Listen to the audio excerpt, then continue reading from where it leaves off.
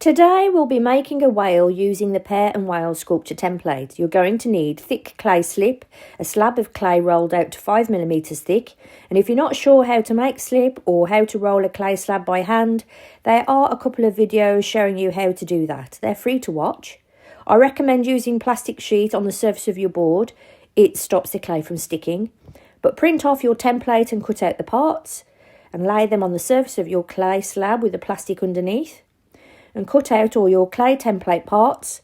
I use a needle tool to do this, like you can see in the video.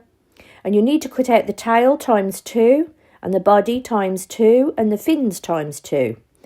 Then mark the darts using the straight edge of a needle tool like I've done already, and this highlights the darts in the surface of the clay. Once you've done that, remove the paper template and then cut out all the darts using a sharp tool.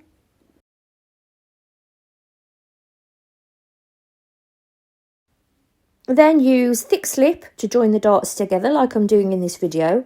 If the clay is very wet, you don't need to score the surface of the clay, just add slip and join.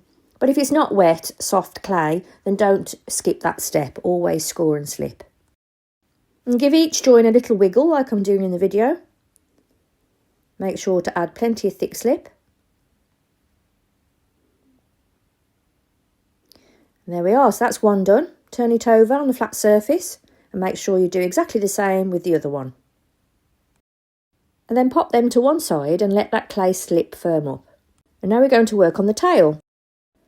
Hold the tail parts in your hands and using your fingers, mould the parts, rounding out and curling the edges upwards so that they join together nicely, leaving a hollow cavity in the tail.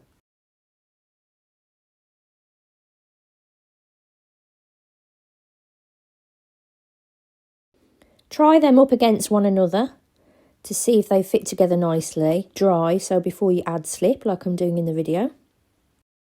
Once you're happy that they're a good fit, take a trimming tool like the one I've got in the video and take away the inside edge of that clay slab on both sides.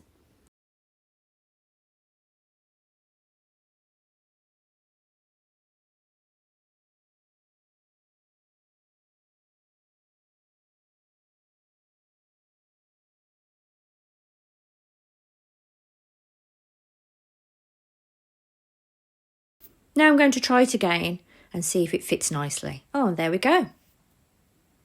Now it's ready to attach. So I'm using a scoring tool just to score the edge all the way around the tail on both sides.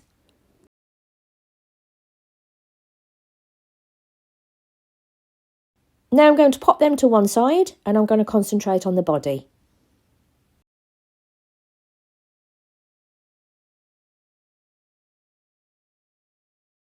Now the body's been sitting for a little while and that clay slip should have firmed up.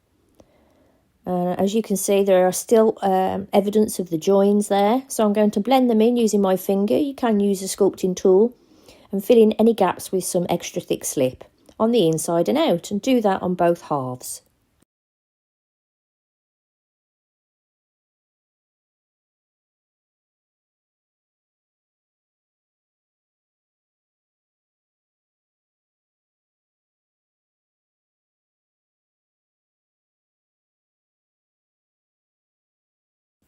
Back to the tail. So we've already scored these, haven't we, all the way around the edge. They're ready now to slip. So get your thick slip and a paintbrush and apply the thick slip all the way around the edge on both halves. Now, as the tail is a closed form, you will have to add an air hole. So when you've finished assembling your whale, just use your needle tool and poke a hole somewhere discreetly in the tail. And there we go. So I'm just going to pinch around the very edge because I want to keep that cavity inside the tail. I don't want to squash it in the middle, just around the edge. Pinch, pinch, pinch. Make sure you've got a nice join. Fill in any gaps with thick slip if need be. And that's our tail. Now it's back to the body. So the body's now firmed up, those two halves, and you've blended in all those joins. So get your scoring tool, as the clay has firmed up now, so we do need to score the surface of the clay before we apply the slip. All the way around both halves. And then we're going to apply some thick slip and join them together. The process is the same if you're planning on building the pear. All you have to do is just add a stalk instead of a tail and then add a leaf to the stalk just by score and slip. And make sure to put an air hole in the bottom of the pear, the same as you would for the whale, to allow airflow for drying. As this is a closed form, I want to make sure that it's a really good seal, so make sure to add plenty of thick slip, don't leave any dry spots, and make sure to cover up all the scored area on both sides. And then it's time to join together. I join from the tail end first, making sure that the clay wall lines up. Give it a little wiggle, holding it in your hands the way I've done in the video, and then start blending in the join. And once you've blended in the join, let the clay slip firm up and then add a hole. I'm using my needle tool to start the hole off, and then I'm going to use a wooden sculpture tool just to make the hole large enough to take the shaft of the tail, and then I'm going to add some slip and then put the tail in the hole.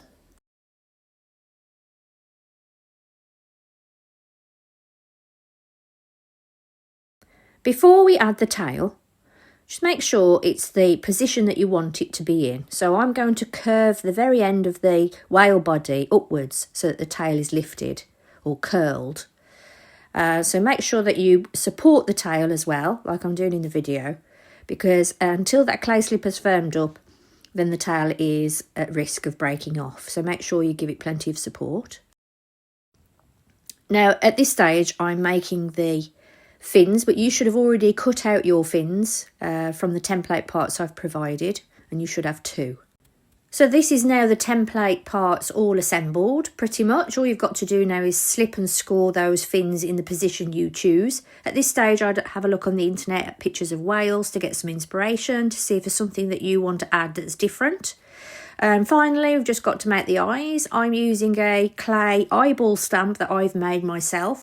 Alternatively, you can just roll a ball of clay and then chop it in half with a spatula or knife, and that gives you 2 half spheres, which is pretty much what that eyeball stamp has given me anyway. As these templates are a blank canvas, you get to decide the details. So I'm just giving you a little idea here, a bit of inspiration on how to do the eyes, but obviously there's lots of options here. You could just imprint an eye if you wanted to. Now all you've got to add is the details. So you've got to decide about the mouth. Is it going to be open or closed? What sort of eyes you're going to go for, if you're going to go for sculptural detail or paint it in with glazes. It's up to you at this point. And this is what they look like when they're finished. There's the whale and pear. Doesn't the pear look great? It's turned out really well. And this is the whale. Thanks for watching.